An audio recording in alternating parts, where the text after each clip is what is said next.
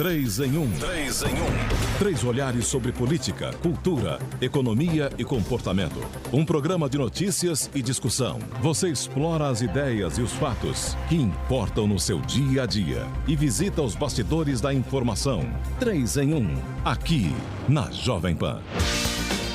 Olá, uma ótima tarde para você, seja sempre bem-vindo, você ouvinte, você espectador da Jovem Pan. Estamos aqui nessa véspera de Natal, dia 24 de dezembro de 2019, começando mais uma edição do nosso 3 em 1, nessa terça-feira, um dia muito especial. Aqui comigo no nosso estúdio em São Paulo, a Thaís Oyama. Boa tarde, Thaís. Boa tarde, Brown. Boa tarde, Constantino, Josias. Josias de Souza, em Brasília. Boa tarde, Josias. Feliz Natal.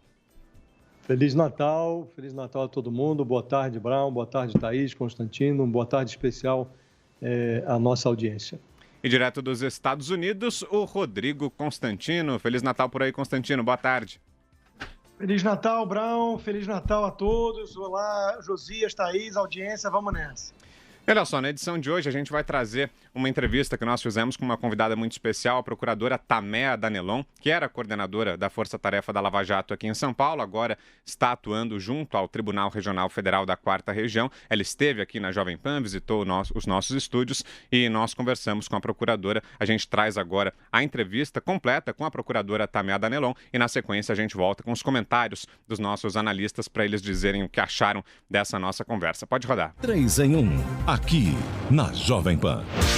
Está aqui com a gente hoje, nessa edição especial do 3 em 1, a Procuradora Regional da República, Thamea D'Anelon, que era coordenadora da Força Tarefa aqui em São Paulo, agora atua junto ao Tribunal Regional Federal da 4ª Região em Porto Alegre. Seja bem-vinda, procuradora, boa tarde, prazer tê-la aqui. Muito obrigada, boa tarde a todos, boa tarde, Vitor, Thaís, Constantino e Josias. É isso, a gente vai fazer um balanço do que foi esse 2019, do ponto de vista da operação, também traçar como vai ser o trabalho da Força Tarefa ao longo do próximo ano, ao longo de 2020. Queria começar perguntando à senhora, procuradora, sobre o vazamento daquelas supostas mensagens que são atribuídas a integrantes da Força Tarefa da Lava Jato, porque acho que esse foi um tema que marcou, sem dúvida nenhuma, o trabalho de vocês ao longo desse ano. Agora, já passados 6 meses desde esse episódio, desde que começaram a ser publicadas aquelas reportagens, isso foi em junho, já estamos agora caminhando para o finalzinho de dezembro. Que balanço fica? Isso de alguma maneira afetou o trabalho de vocês? Fortaleceu o trabalho da Lava Jato ou enfraqueceu de alguma maneira? Que balanço dá para fazer em relação a isso? Bem, primeiramente é importante deixar bem claro que o que aconteceu foi um ataque hacker, foi um ataque criminoso, foi a prática de crimes cibernéticos contra altas autoridades da República e encarregados do combate à corrupção, né? Embora o que foi noticiado na imprensa, que diversas autoridades teriam sido hackeados por esses criminosos que estão presos, só foram divulgadas conversas que envolviam procuradores da Lava Jato ou ex-procuradores. Então, ficou muito claro que o intuito era tentar obstruir as investigações, tentar brecar a Lava Jato. Mas, como você bem ressaltou, nesses últimos 6 meses, o que ficou demonstrado? Ficou demonstrado que era apenas um sensacionalismo, essas supostas mensagens que não foram periciadas, porque é impossível de serem periciadas. Um dos hackers que está preso, e pelo que foi noticiado na imprensa, que realizou colaboração premiada, ele mesmo disse que as conversas eram manipuladas, então ficou apenas um sensacionalismo. Nenhuma daquelas conversas divulgadas demonstrava conluio entre o procurador e o juiz Sérgio Moro, entre os demais procuradores, não se demonstrava forjamento de provas, nada disso. Então foi uma tentativa, claro que atrapalha, não vou dizer que não atrapalha, porque nós tínhamos que soltar notas à imprensa, divulgar, explicar. Vários procuradores, inclusive meu colega Deltan, sofremos procedimentos administrativos perante o CNMP, que estão sendo arquivados, então foi apenas um desgaste. Mas isso faz parte, né? Combater a corrupção, a grande corrupção, uma corrupção endêmica e sistêmica que está enraizada no Brasil há décadas, não é fácil. Então é normal que surjam alguns ataques lícitos e outros ilícitos. Mas o importante é que estão presos e esperamos que todos sejam alcançados, inclusive eventuais mandantes desse crime. Josias, sua pergunta. Doutora Thamea, a gente assistiu a importantes recuos em relação à Lava Jato, sobretudo no Supremo Tribunal Federal. Alguns instrumentos de que a Lava Jato dispunha foram retirados pelo Supremo Tribunal Federal. O último deles, o último a última paulada desferida pelo Supremo, se posso me expressar assim,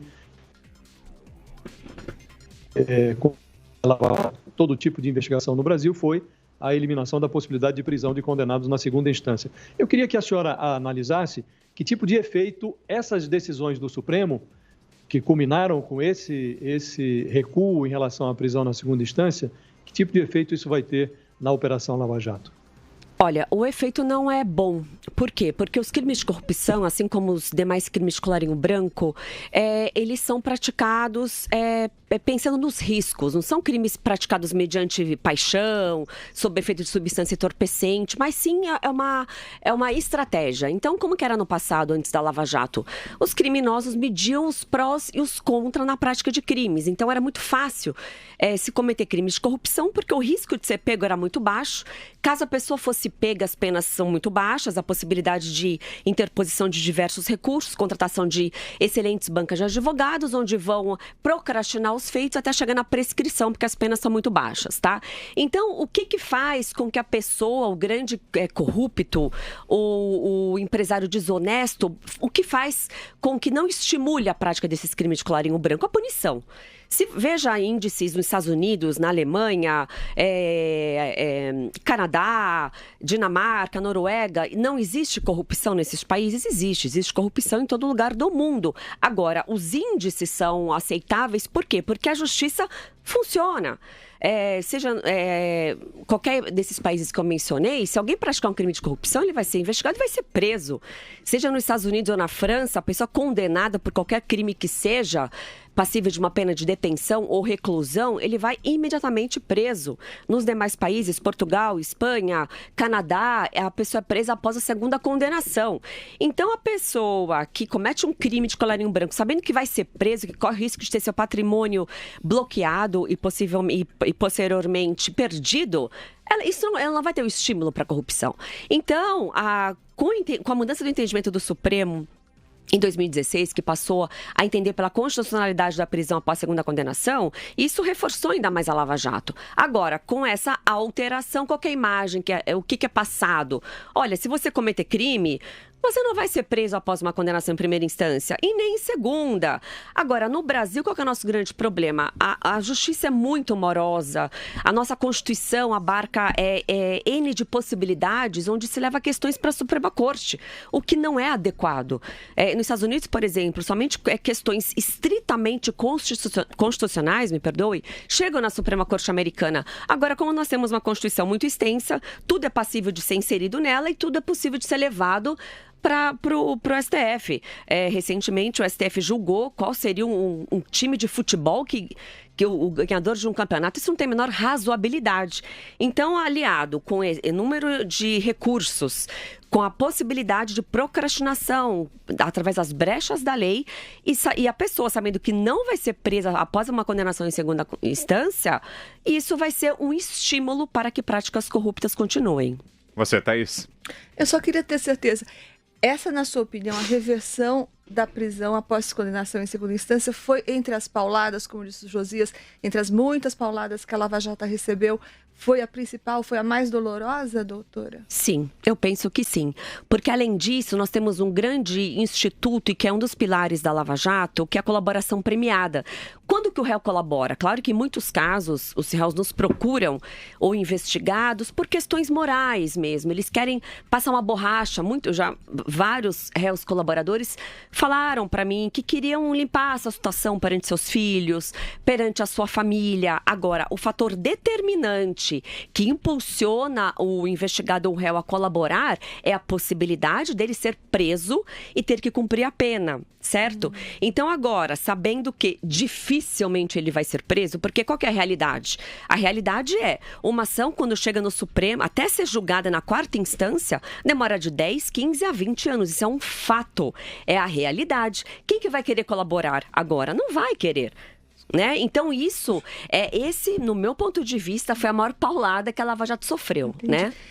Eu achei curioso quando a senhora diz que muitos dos colaboradores, eles dizem querer limpar o passado e poder olhar para a família. Isso não é uma conversa mole, a gente ouve isso aqui e ali, mas a senhora que tem contato, teve contato direto com várias dessas pessoas, a senhora sente sinceridade nesses pedidos? Como funciona a cabeça de um colaborador? Sim, em muitos casos sentimos sim, porque o que acontece?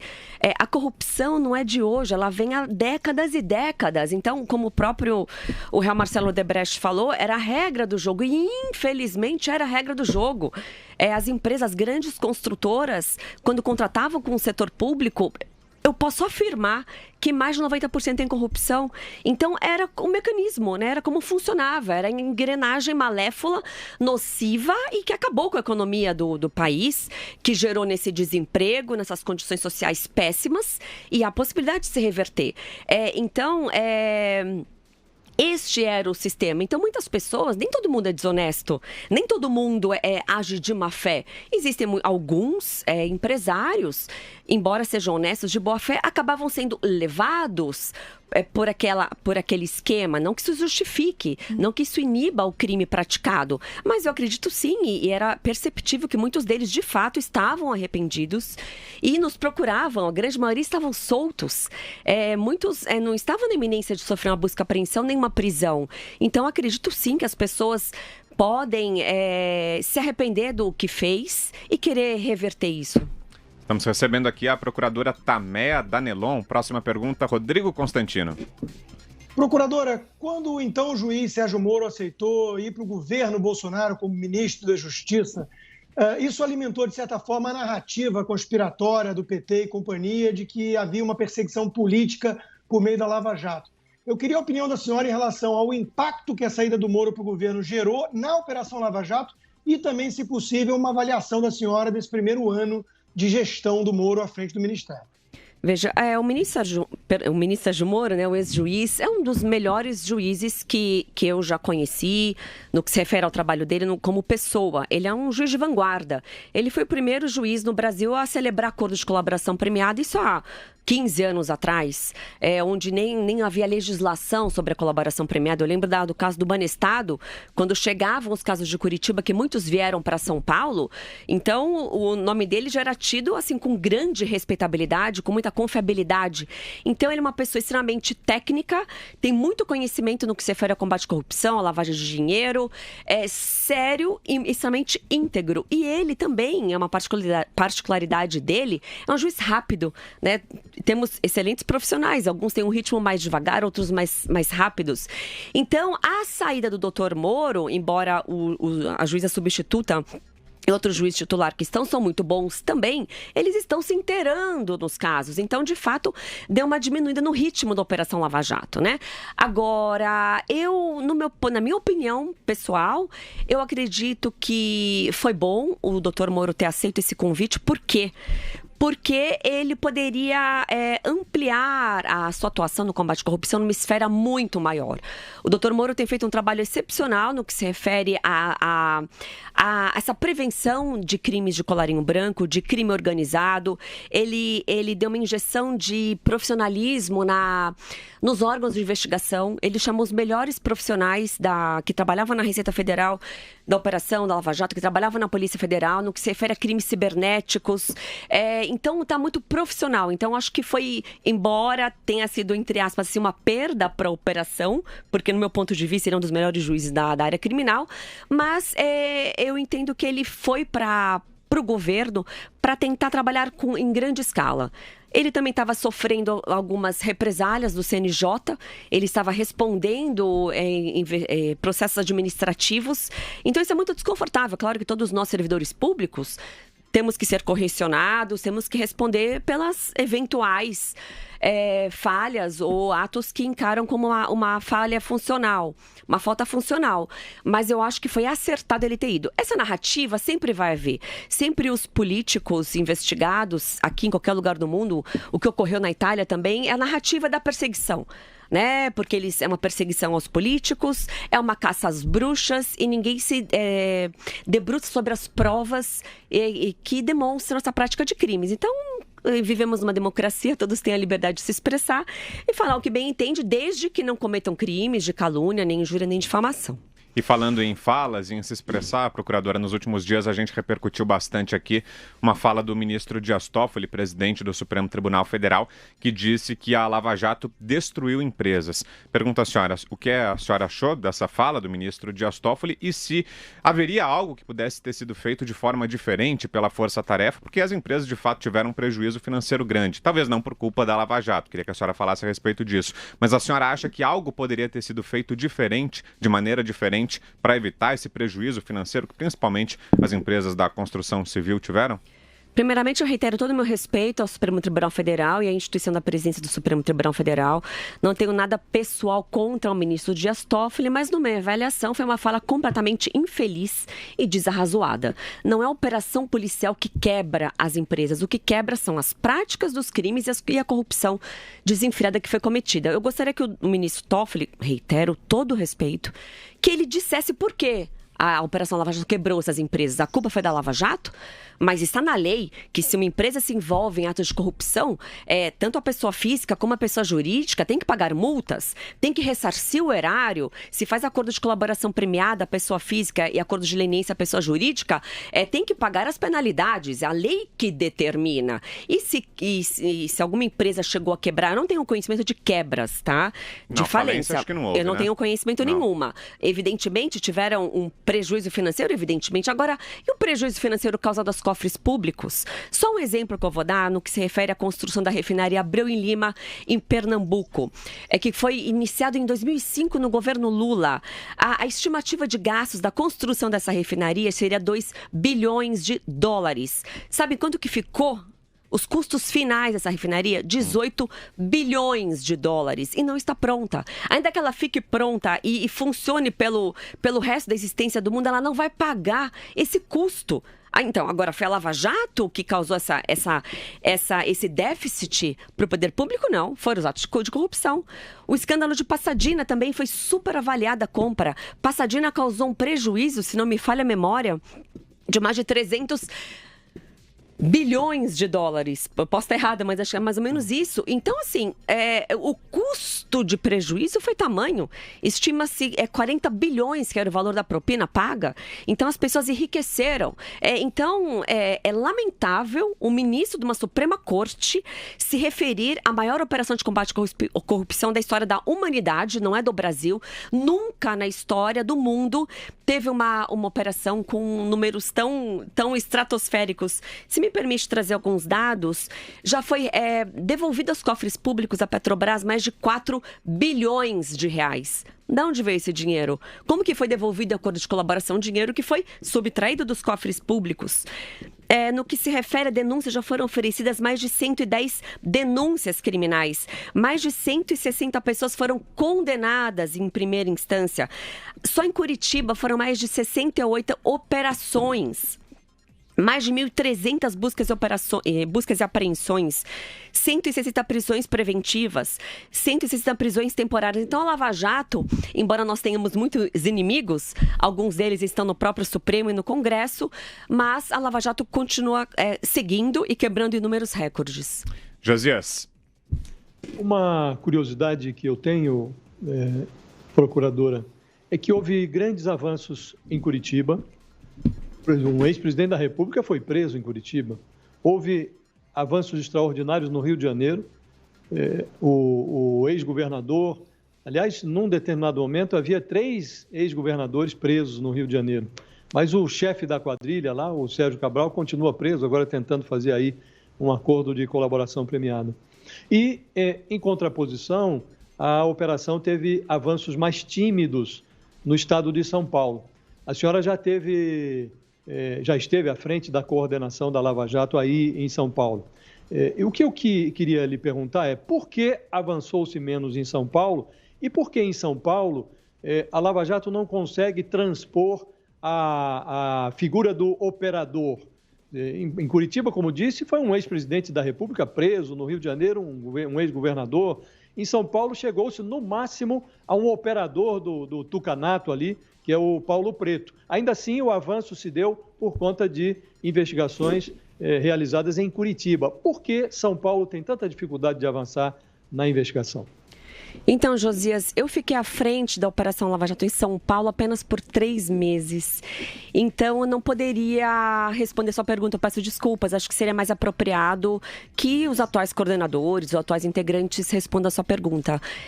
Mas, de fato, no que se refere a Curitiba e Rio de Janeiro também, os estados são excepcionais, né? Como você salientou, mais de 4 governadores já estiveram presos ao mesmo tempo, né, no Rio de Janeiro, o que já foi obtido em apreensão da Lava Jato, só do que se refere ao Sérgio Cabral, ele tinha mais de 250 milhões em barras de ouro e joias. Então, os resultados são fenomenais, são muito satisfatórios, né? Em relação aqui ao Estado, eu não me sinto nem confortável porque eu não integro mais, então vou passar a sua pergunta. Você, Thaís, diga.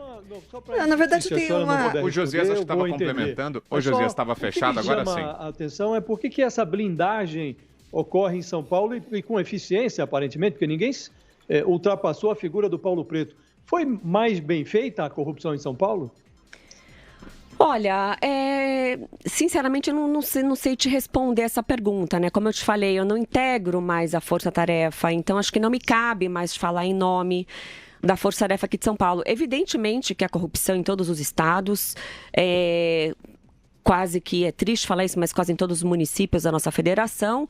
Agora, alguns colaboradores que relataram que, por exemplo, aqui no Rio de Janeiro era um pouco mais escancarado, vamos dizer assim, a solicitação de propina, tá? Não vou mencionar que empreiteira que falou isso e quais os investigadores. Mas eles me falaram que o Sérgio Cabral, por exemplo, exigia, num caso de uma construtora, uma mesada de R$250 mil. E aqui em São Paulo, um agente público pediu 20 mil, 50 mil, né?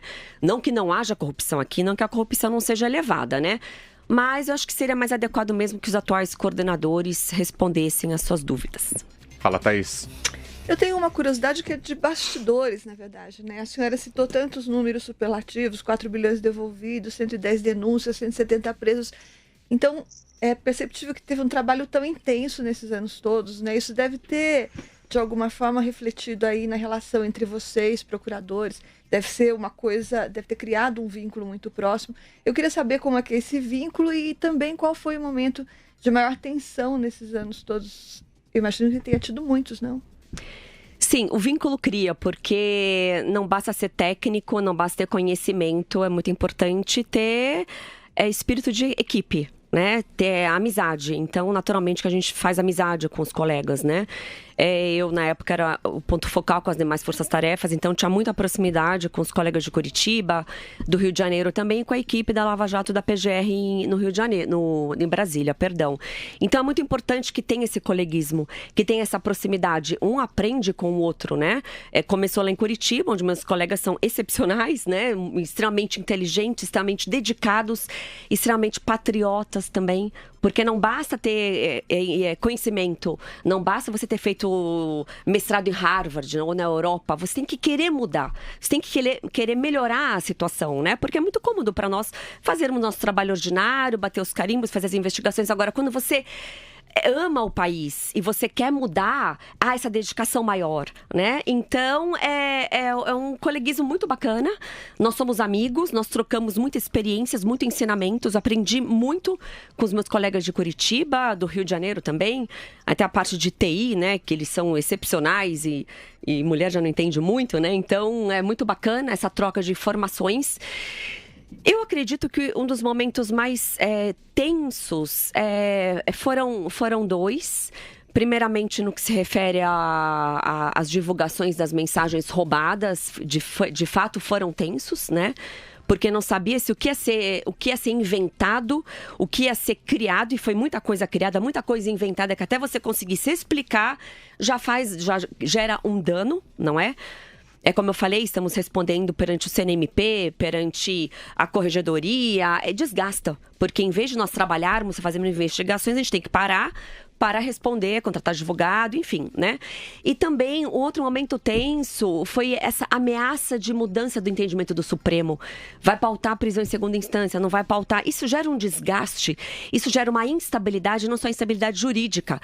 A instabilidade jurídica gera instabilidade econômica. Países estrangeiros não querem investir em países onde não tem uma estabilidade jurídica, onde não se sabe se pessoas que cometem crimes vão ser presos, se vão responder pelos seus atos. Então, quando falamos de Lava Jato, nós estamos falando também de economia, nós estamos falando também de interesses sociais, porque tendo uma forte operação, um sistema jurídico e instituições fortes, nós vamos ter uma economia forte e vamos ter assegurados direitos sociais. Os países mais pobres e menos desenvolvidos são os que têm os menores índices de economia.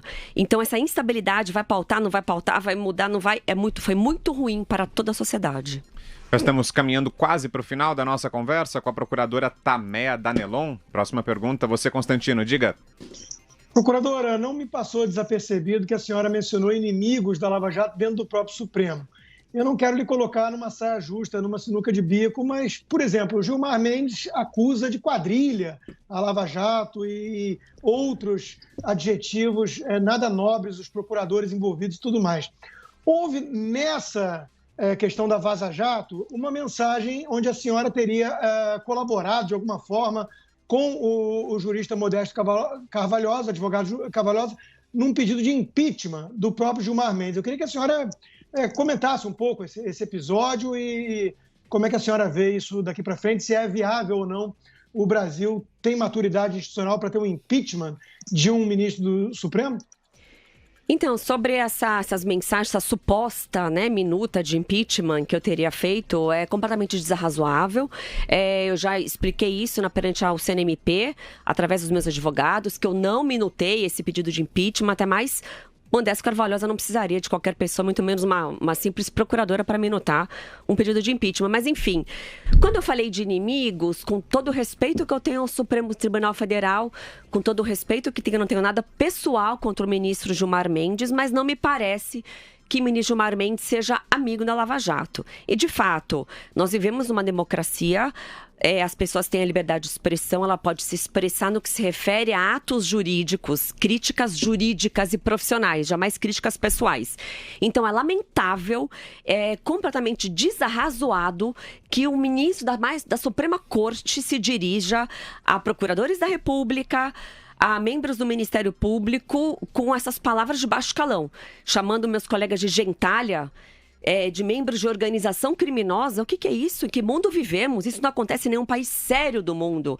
E até por conta disso, meu colega Deltan ajuizou uma ação de danos morais contra a União, no que se refere a essas palavras do ministro Gilmar Mendes, e não é porque uma pessoa é membro da mais alta Suprema Corte que ela é imune, ela tem imunidade, ela tem que respeitar as demais pessoas e os demais operadores do direito. Vai lá, Thaís. Eu me lembro que a senhora já criticou, por falar em ministros do STF que não observam as normas que prevêem o impedimento em caso de possível conflito de interesses. Em que caso isso ocorreu, procuradora? Olha, pelo que eu me recordo, ficou muito claro no caso da Lava Jato no Rio de Janeiro, onde envolvia o investigado o réu Jacob Barata, e tinha provas contundentes de que o ministro Gilmar Mendes havia sido padrinho de casamento da filha do investigado réu, não lembro na época se ele já era réu. Evidentemente que a pessoa que é padrinho de casamento da filha de um investigado, ele não pode julgar este investigado. Então, ele deveria ter se declarado suspeito. E isso não ocorreu. Embora os meus colegas da Lava Jato de Rio de Janeiro tivessem arguido essa suspeição, ele não se deu por suspeito. Um outro caso que eu me lembro, do caso do próprio Eike Batista também, o escritório de advocacia que patrocinava a defesa do Eike Batista, o Sérgio Bermudes, pelo que constava na época, não sei atualmente, a esposa do ministro Gilmar Mendes era sócia do escritório. Então, evidentemente, que ele também não poderia julgar nenhum recurso desse escritório. Ocorreu também uma arguição de suspeição de Curitiba, no que se refere ao Paulo Preto, que o Paulo Preto também é investigado em Curitiba e no Rio de Janeiro. Se não me falha a memória, era uma ligação do ministro Gilmar com o ex-senador... Me fugiu o nome, Aloysio Nunes, né? Isso, do PSDB, Isso, né? Tiveram umas ligações, uns telefonemas, isso não pode acontecer.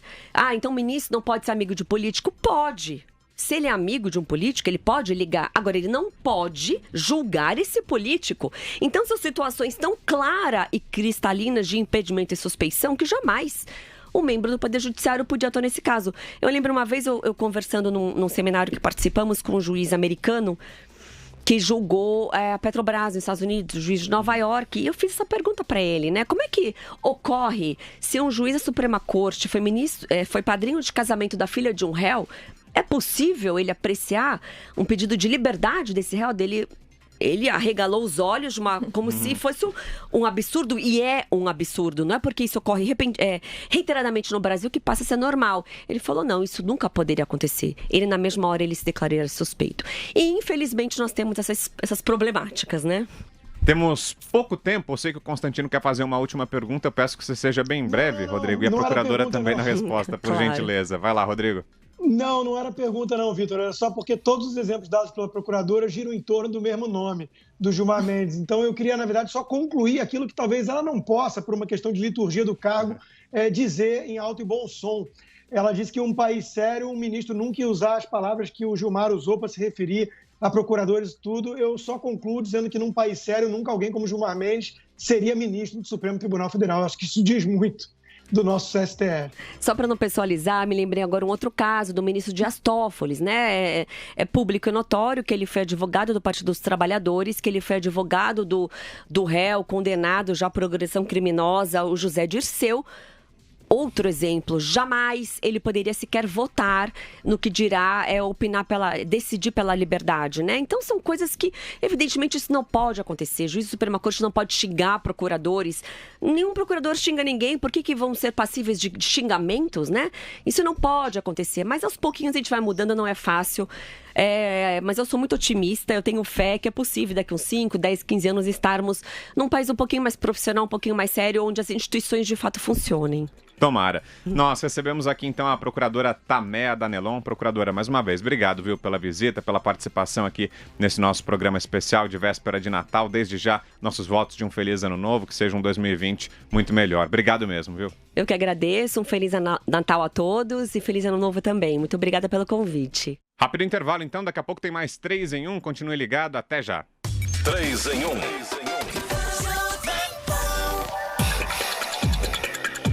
Agora sim, de volta com o nosso 3 em 1. Para você que chega agora, nós trouxemos hoje uma entrevista que fizemos com a procuradora Taméa Danelon. Ela esteve aqui nos nossos estúdios e agora eu passo a palavra então aos nossos comentaristas para que eles tragam um pouquinho das impressões deles, o que acharam dessa nossa conversa, o que é que vocês destacam. Começo com você, Josias, diga aí. Bom, o ponto central, acho, da conversa com a procuradora é o trecho em que ela fala da prisão na segunda instância. E a exemplo do que todo mundo já percebeu, ela também considera que o recuo do Supremo Tribunal Federal em relação à segunda instância foi, de todas as pauladas que a Lava Jato recebeu recentemente do Supremo, a mais expressiva, a que produziu mais danos. Isso, inclusive, ficou muito... transpareceu de uma pesquisa recente que o Datafolha fez. Nessa pesquisa, 81% dos brasileiros declararam apoio à Lava Jato. Entretanto, algo como 47% disseram não acreditar que a corrupção vai diminuir no Brasil. As pessoas apoiam a operação, mas quase metade dos brasileiros, 47%, não creem que a corrupção vai refluir. Um pouco por essa sensação que o Supremo Tribunal Federal começou a injetar no cenário político brasileiro. Nós tivemos um período de muito avanço do esforço anticorrupção, sobretudo pelo trabalho que se realizou na força-tarefa da Lava Jato em Curitiba e também no Rio de Janeiro. E houve um esforço menor em São Paulo. A procuradora, curiosamente, talvez para não ferir suscetibilidades, ela não quis avançar em relação a isso. Uma pergunta que fizemos a ela sobre o porquê de São Paulo não ter avançado tanto quanto as forças-tarefas do Rio de Janeiro e de Curitiba. Ela, de fato, coordenou a Lava Jato por um período curto em São Paulo, mas acho que ela poderia ter avançado um pouco mais. A Lava Jato em São Paulo ficou devendo se comparado com esse trabalho que foi feito no Rio e em Curitiba. Então, as pessoas têm a sensação de que, a despeito do avanço, esses recuos que o Supremo proporcionou favorecem a ala bandida da política brasileira. Infelizmente, está acontecendo isso. A procuradora, como nós, também constatou que isso produz um efeito deletério, né? E há a discussão que está em curso no Congresso Nacional, mas não há muito otimismo em relação ao avanço, porque há um projeto que mexe no Código Penal no Senado, há uma emenda constitucional na Câmara, as duas coisas poderiam caminhar concomitantemente, mas já há uma conspiração para abafar a votação da proposta que tramita no Senado, que teria uma aprovação mais rápida, e não se sabe o que sairá da emenda constitucional que tramita na Câmara. Há muitos culpados e muitos cúmplices na Câmara, e o risco de aprovarmos uma reformulação constitucional capenga é grande, ou também há o risco de não aprovarmos nada. Acho que de toda a entrevista da procuradora, o que ficou de mais realçado foi isso. Avançamos muito e agora estamos com uma Operação Lava Jato sob ameaça. E você, Thaís, o que achou? Eu também destacaria essas coisas que o Josias disse. A questão da segunda instância, que para a procuradora foi a maior troletada que a Lava Jato tomou neste ano, e essa pesquisa Datafolha, mas num sentido contrário ao do Josias, porque tem um outro recorte lá no Datafolha que eu acho mais interessante, ou pelo menos me deu mais esperanças de que a coisa continuará indo bem, que foi o seguinte: em abril de 2018, logo depois da prisão do ex-presidente Lula, 84% diziam que a Lava Jato deveria ser mantida. E daí agora, nessa última pesquisa, o percentual está em 81%, ou seja, praticamente não saiu do lugar. E isso depois do Intercept, isso depois dos vários ataques do STF, dos vários ataques do Congresso, de 1 ano e meio de desgaste. Depois de tudo isso, a Lava Jato continua com o mesmo patamar de aprovação. Acho que isso não é um feito pequeno. Você, Constantino? Eu concordo. Veja, o que ficou para mim de essencial da entrevista é ver como tem gente séria, trabalhadora, preparada nesse combate à corrupção em nosso país. A própria procuradora é uma delas e destacou os seus colegas, o Dalton Dallagnol, o próprio ex-juiz Sérgio Moro. Tem muita gente boa numa nova geração que veio aí, determinada a acabar com essa era da impunidade que vigora no nosso país desde quase sempre, né? E eles tiveram vários avanços. A Operação Lava Jato completou aí 70 operações já, com várias prisões importantes, devolução de bilhões de reais aos cofres públicos, ou seja, teve muito resultado concreto e é óbvio que também isso era esperado, haveria uma reação de inimigos muito poderosos. O que chamou a atenção na entrevista, além da questão já destacada da segunda instância, que foi a principal paulada que tomou a operação, é a presença de certos inimigos que a Lava Jato encontra dentro do próprio Supremo, né? É óbvio que por uma postura até da elegância da nossa entrevistada não pôde ser tão direto, mas o quanto foi possível ela foi, citando inclusive nomes. Eu mesmo tive a oportunidade de perguntar especificamente sobre o caso lá do impeachment do ministro Gilmar Mendes, do qual ela foi acusada de ter minutado o pedido para o jurista, o advogado Modesto Cavalhosa. Ela rechaçou isso como absurdo, até porque ele não precisaria de ajuda, mas mostra como nós temos inimigos poderosos da Operação Lava Jato, do combate à corrupção no Brasil, incrustados nas maiores instâncias do Poder Judiciário. E isso realmente às vezes desanima, né? A população fica com uma sensação de impotência diante de pessoas tão poderosas que, numa canetada, às vezes em decisões monocráticas, conseguem realmente fazer recuar várias casas no tabuleiro o combate à corrupção no país. Mas não acho que seja um tom de desesperança. Pelo contrário, né? Eu acho que existem motivos para a gente crer que, com pressão social, da imprensa, essa coisa vai continuar avançando. Veio para ficar, é uma mudança de mentalidade. Inclusive, a opinião pública sempre foi uma peça fundamental desses que estão tocando essa agenda de combate à corrupção, porque estudaram, são estudiosos, como o próprio juiz Moro, ex-juiz Moro, do caso Mãos Limpas na Itália, e entenderam que era fundamental ter esse apoio e a pressão da sociedade, jogando, inclusive, com a imprensa nisso. Daí a importância que ela deu, e ela não negou, né, a questão da Vaza Jato, que ela mesma foi citada. Isso teve inclusive repercussões sobre sua carreira e potencialmente virar procuradora-geral. E isso foi importante por quê? Porque mostra e vem à tona, continua vindo à tona informações sobre isso, ligação aí de pessoas do mundo artístico, da esquerda, com esses criminosos, com esses bandidos que hackearam autoridades e tudo mais, num esforço deliberado de minar a Lava Jato. Tanto que ela mesmo mencionou, né, mais de 1.000 pessoas foram hackeadas, mas as autoridades que foram alvo e vítimas dos vazamentos seletivos, e sem perícia e tudo mais, pelo Intercept, foram ligados à Lava Jato, quase todos eles. Então, havia um intuito muito claro e objetivo ali de minar a operação. Né? Felizmente, eu acho que não foi bem sucedido. Ficou claro que havia ali uma reação de organizações criminosas, né? Inclusive o próprio Gilmar Mendes e outros ministros aventando a possibilidade de usarem esse material obtido de forma criminosa, de alguma forma para prejudicar ou punir envolvidos na Operação Lava Jato, é algo indecente, mostra o pequeníssimo apreço de certos ministros pela própria lei do Brasil e Constituição, né? Mas isso, a princípio, não foi adiante ainda. Né? Ou seja, está havendo uma pressão grande da sociedade. Eu acho que houve uma compreensão majoritária, maciça, de que haja ou não algum tipo de erro ou excesso, para usar o eufemismo aí, pontual na Operação Lava Jato até aqui. Nada disso coloca em xeque o grande mérito que teve toda essa operação e a seriedade das pessoas envolvidas e o resultado obtido.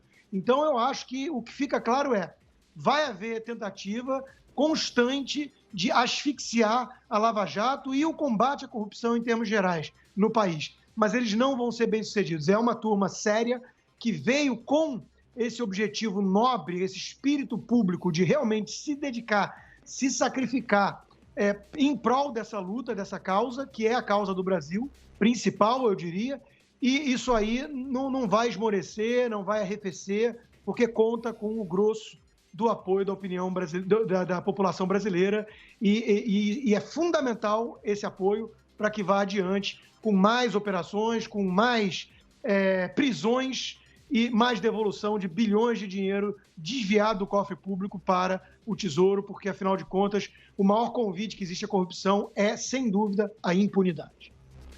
Fazemos, então, mais uma rápida parada no 3 em 1 desta terça-feira. Daqui a pouco tem mais. Até já. 3 em 1. 3 em 1.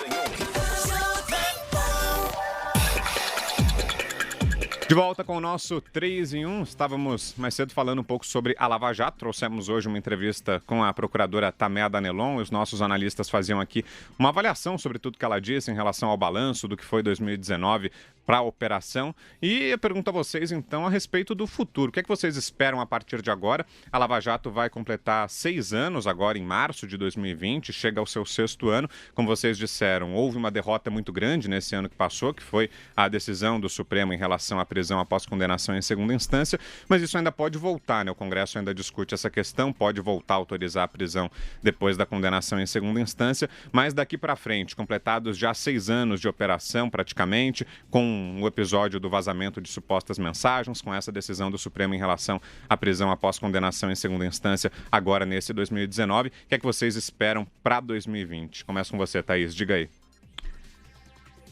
Que a gente pode esperar de 2020, o procurador Robson Pozzobon já disse que a coisa vai continuar, que eles têm uma série de operações para fazer. Então, quanto ao trabalho deles, eu acho que o trabalho vai continuar no mesmo bom patamar em que se encontra. E também acho que o que vai acontecer, que a gente pode antecipar, é que as críticas também vão continuar. Tá? Agora mesmo, recentemente, o ministro Gilmar Mendes deu uma entrevista em que ele volta a criticar a Lava Jato e ele diz que os procuradores lidaram com entusiasmo juvenil em relação às delações e que, novamente, houve abusos, etc. É o mesmo ministro que, recentemente, quando do estouro do caso Intercept, ele disse, o comentário dele dava a entender que a Lava Jato já era. Ele chegou a dizer, em entrevista à revista Época, que o chefe da Lava Jato não era ninguém mais, ninguém menos do que o Moro. O Dallagnol, está provado, é um bobinho. Quem operava a Lava Jato era o Moro. Então, dava a entender que ele estava dando a Lava Jato como morto, que não foi o que aconteceu, né? E lembrando também que, apesar do fato de que as críticas certamente continuarão os ataques, mais pesados, menos pesados, de várias instituições e de inimigos da Lava Jato, lembrando também que na Itália, a Operação Mãos Limpas, ela começou a ruir de verdade quando ela perdeu o apoio da opinião pública. Várias coincidências aconteceram em relação a essa nossa operação, a Operação Lava Jato, mas, por enquanto, isso é um diferencial. Ao contrário do que aconteceu na Operação Mãos Limpas, a Lava Jato nunca perdeu o apoio da opinião pública, como mostrou a pesquisa Datafolha. Eu acho que isso deve continuar também. Você, Constantino, o que é que espera? Exatamente, eu espero que a opinião pública continue maciçamente favorável à Lava Jato e ao combate à corrupção em geral, ciente dos perigos que ela corre como operação. Falamos do golpe muito duro da questão da segunda instância, é fundamental para uma operação como a Lava Jato a delação premiada. E para a delação premiada ocorrer, é fundamental, por sua vez, que exista a pressão de prendê-lo e mantê-lo preso. Caso contrário, o delator não tem por que delatar. Então, isso é uma equação muito básica. Eu acho que a população entende isso, sentiu o golpe com a questão da segunda instância e está pressionando agora os seus representantes, os parlamentares, para que eles resolvam de uma vez essa situação que o Supremo Tribunal Federal enrolou e mudou de interpretação ao longo de uma década, mais de 3 vezes. Então, agora o caminho é esse, pela via legislativa, tirar qualquer margem a dúvidas em relação ao artigo 5º da Constituição ou ao Código de Processo Penal, solidificando essa questão de uma vez por todas de que é possível, sim, prender após a segunda instância, que isso é o básico, isso é o óbvio, isso é o que se espera. Qualquer país do mundo, não precisa nem dizer só os civilizados ou desenvolvidos, qualquer país do mundo pode prender após a segunda instância. Só o Brasil que tem essa palhaçada de ser o paraíso da impunidade. Então, eu acho que agora o caminho é pressionar os representantes políticos para que eles resolvam essa questão. 2020 é fundamental que seja o ano para tirar de uma vez isso do mapa, acabar com os malabarismos e as filigranas jurídicas e tecnicidades que só os multimilionários poderosos que podem pagar equipes caríssimas de advogados como Lula e companhia conseguem ter acesso e fugir da lei, da punição da lei, e acabar com isso de uma vez por todas para que volte a principal moeda de troca, o principal instrumento da Lava Jato, e ela consiga, então, dar continuidade ao seu excelente trabalho. Eu já disse várias vezes durante o programa nesse ano de 2019, e repito agora, para fechar, que o lavajatismo, ou seja, o apoio da população brasileira à Operação Lava Jato, que simboliza, por sua vez, o apoio ao combate à corrupção no país, principalmente da turma do andar de cima, é muito mais forte, tem muito mais apoio do que o próprio bolsonarismo. E as pesquisas de popularidade comprovam isso, mostrando que o ministro Sérgio Moro é mais popular do que o próprio presidente Jair Bolsonaro. Se o Jair Bolsonaro fraquejar em relação a essa bandeira da ética, por questões envolvendo seu filho Flávio, coisas dessa natureza, ele vai perder apoio e de forma muito rápida de boa parte do seu eleitorado, porque o público que apoiou o Bolsonaro nas eleições apoiou em grande medida por conta da Lava Jato e do próprio ministro Sérgio Moro, não que ele fosse fazer parte do governo, não se sabia disso, mas por ele representar Jair Bolsonaro essa ideia de não transigir com os corruptos. Se isso se mostrar uma peça mais frágil daqui para frente no seu governo, pode estar certo de que o público vai cobrar um preço, e um preço muito alto dessa mudança de postura. Ou seja, a Lava Jato veio para ficar, está com o apoio da população brasileira ainda muito forte, e assim é bom que continue, porque esse apoio, como lembrou a Thaís, é fundamental para o trabalho desses procuradores, promotores e todos envolvidos na operação. E você, Josias, temos 2 minutos. Tuas expectativas aí para o futuro da Lava Jato? Não sou tão otimista quanto os meus colegas, não. Por uma razão simples. A decisão do Supremo recolocou em cena 2 vocábulos muito apreciados pela ala bandalha da política: prescrição e impunidade. E os retrocessos, eles não vêm apenas do Supremo Tribunal Federal, eles vêm também do Executivo, que hoje é chefiado por um ex-Bolsonaro, um sujeito que se elegeu enrolado na bandeira da ética, mas hoje tem outras prioridades, entre elas a de proteger o seu filho, que está em apuros, numa investigação muito complicada, e tem o Congresso Nacional, que já poderia ter decidido há 8 anos essa questão da segunda instância. Lá está, há 8 anos, uma proposta do ex-presidente do Supremo, César Peluso, que é uma reedição da proposta que está em discussão agora, de PEC, de proposta de emenda constitucional, e o Congresso não fez nada. Não fez nada porque não teve interesse em fazer. Agora também não tem. O que há de diferente hoje é, de fato, a posição do brasileiro. O brasileiro médio já não parece disposto a se fingir de bobo, enquanto os suspeitos percorrem os salões de Brasília como se nada tivesse sido descoberto sobre eles. Ocorre que é preciso ver como essa irritação social vai se materializar. Se ela vai sair às ruas, se ela vai ficar só pendurada nas redes sociais. Então, tudo é muito incerto. O fato é que, hoje, há muita gente interessada em abafar a investigação vai prosseguir, mas ela já não tem as mesmas ferramentas de que dispunha. E é preciso saber se vai continuar tendo ou não. Afora tudo isso, está em discussão, até março deve ser julgado no Supremo, o processo em que é questionado a isenção do Sérgio Moro no caso do triplex. Suponha que o Supremo Tribunal Federal anule o caso do triplex. Aí você vai começar a ter os efeitos políticos dos retrocessos jurídicos. Boa, caminhando então para o final do programa desta terça-feira, mais uma vez agradeço muito a sua companhia nesse dia, já quase noite, né? Uma noite tão especial, talvez uma das noites mais gostosas do ano, nesse 24 de dezembro. A gente deseja a você um Feliz Natal. Deixa eu agradecer aos nossos companheiros. Valeu, Thaís. Boa noite para você. Feliz Natal. Valeu, Vitor. Feliz Natal para nossa audiência também. Valeu, Josias. Feliz Natal. Feliz Natal a todos os companheiros de bancada, Feliz Natal à nossa audiência e até a próxima. Para você também, Constantino, boas festas por aí. Um abração, até amanhã.